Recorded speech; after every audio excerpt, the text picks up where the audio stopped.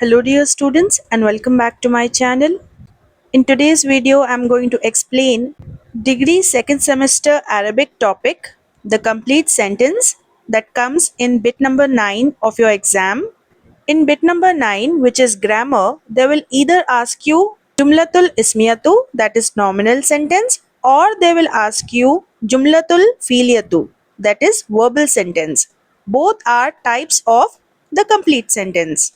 So whichever question is asked in the exam, the introduction you have to write same. I'll tell you from where to where you have to write same for both of them. So starting from here, the complete sentence you have to write. A complete sentence gives a clear meaning after hearing it.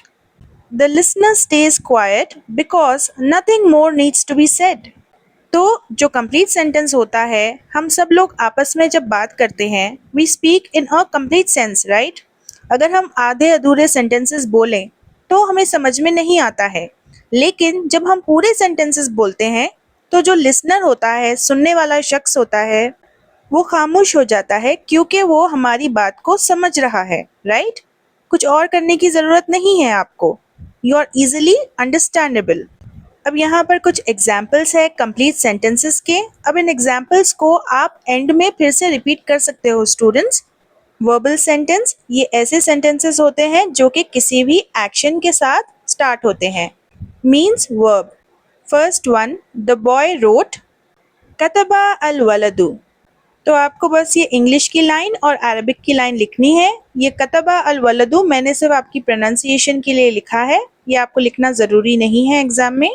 Second one, the man read. Qara'a al-rajulu. Third one, the doctor sat. Jalasat at-tabibatu. Nominal sentence, ये ऐसा sentence होता है जो कि किसी भी noun के साथ स्टार्ट होता है, अ पर्सन और a thing. First one, the boy is a clerk. अल वलदु कातिबुन. The man is a reader. अल रजुलु qari'un. The girl is a doctor. Al-bintu tabibatun. Now let us see the types of complete sentences. There are two types. Nominal sentence, al-jumlatul ismiyatu. Verbal sentence, al-jumlatu fi'liyatu. So students, यहाँ तक types तक आपको same लिखना है. चाहे आपको exam में nominal sentence पूछा जाए या फिर वर्बल सेंटेंस, यहाँ तक आपको दोनों के लिए सेम लिखना है. एक नॉमिनल सेंटेंस शुरू होता है एक नाउन के साथ, that is a person, place, animal और thing. It has two parts. पहला पार्ट है द सब्जेक्ट. अरबिक में इसे अल मुब्तदा कहते हैं. ये बताता है कि हम किसके बारे में और क्या बात कर रहे हैं. तो जब आप किसी क्लियर और स्पेसिफिक चीज़ की बात करो, यानी कि डेफिनेट, तो वो मुब्तदा है. सेकेंड पार्ट इसका होता है प्रेडिकेट. अरबिक में इसे कहते हैं अल खबर. ये इंफॉर्मेशन देता है सब्जेक्ट के बारे में और ये स्पेसिफिक चीज़ नहीं होती है, ये यूजुअली हमें पता नहीं होता है, इसीलिए इनडेफिनेट होती है. एग्जाम्पल्स, अल क़लमु जदीदुन, द पेन इज़ न्यू. तो अगर आप इस सेंटेंस में देखो स्टूडेंट्स, द पेन एक नाउन है, राइट? तो नॉमिनल सेंटेंस हमेशा एक नाउन के साथ ही स्टार्ट होता है. अल वलदु कातिबुन, the boy is a clerk. यहाँ पर द बॉय एक नाउन है. असातु जदीदतुन, the watch is new. The watch एक नाउन है. अल मस्जिदु करीबुन, द मस्जिद इज़ नियर. द मस्जिद एक प्लेस है, अगेन वो एक नाउन है.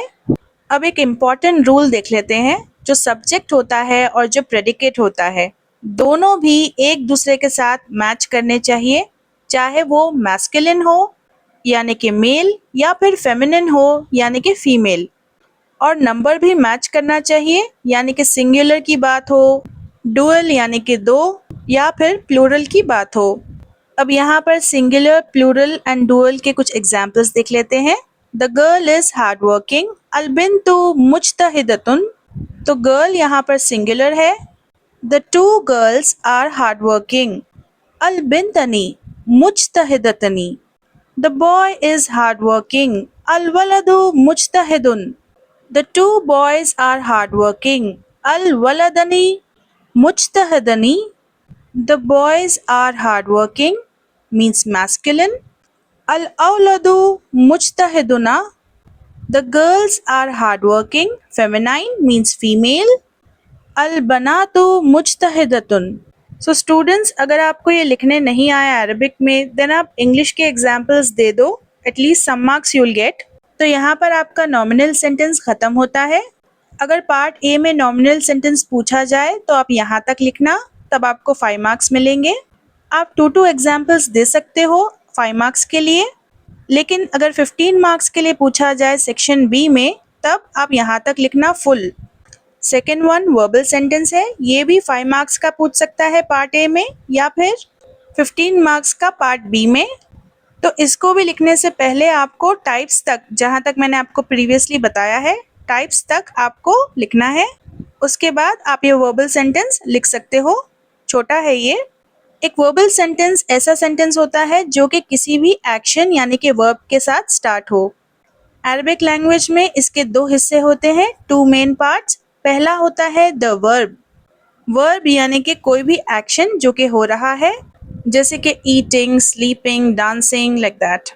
दूसरा पार्ट होता है द सब्जेक्ट, डूअर, यानी कि जो इंसान उस एक्शन को कर रहा है.